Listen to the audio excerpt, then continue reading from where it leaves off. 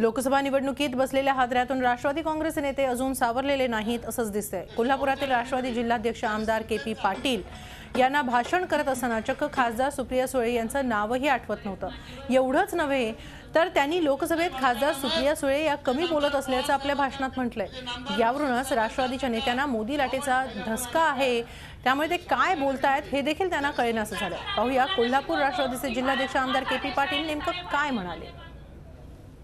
लोकसभेमध्ये अभ्यास करून सातत्याने बोलायची पाळी तुमच्यावर येणार आहे, कारण आमच्या काय त्या सुप्रियाताई कमी बोलतायत, पक्ष छोटा वेळ कमी मिळते, मिळू दे पण वेळ आता तरी वहिनी साहेब आधी काय पक्ष छोटा असू दे, आता विरोधी पक्षात आपण बसतोय आधी, म्हणून विरोधी पक्षामध्ये आधी प्रभावीपणे बोलणं ही जबाबदारी आहे।